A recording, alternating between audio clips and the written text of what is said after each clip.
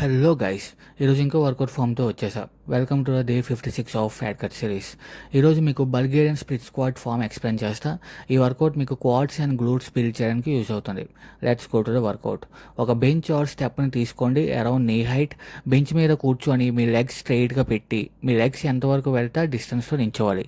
లెగ్ని బ్యాక్కి ఎక్స్టెండ్ చేసి Tony bench మీద పెట్టి ఫ్రంట్ లెగ్ ఫ్లోర్ పైన ఫ్లాట్గా పెట్టి నీ యాంకిల్ లైన్లో ఉంచాలి. Chest up, back straight, core tight maintain చేయు.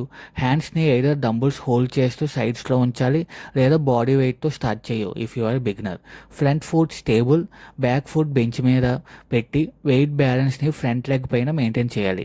ఫ్రంట్ని బెండ్ చేస్తూ బాడీని స్లోలీ డౌన్కి తీసుకురావాలి. బ్యాక్ లెగ్ని ఆల్మోస్ట్ ఫ్లోర్ దగ్గరికి వెళ్ళాలి.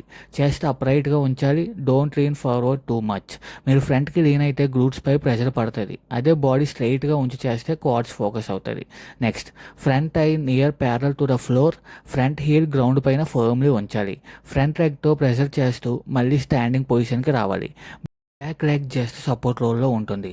సేమ్ రెప్స్ కంప్లీట్ చేసి లెగ్ చేంజ్ చేయు. ఈ ఎక్సర్సైజ్లో బ్యాలెన్స్ మెయింటైన్ చేయాలి కాబట్టి core, ankle, hip stabilization activate అవుతాయి. That's all for day 56. మీకు ఏ వర్కౌట్ ఫామ్ గురించి ఏం డౌట్ ఉంటే కమెంట్ చేయండి. మళ్ళీ కలుద్దాం డే 57లో. Stay tuned.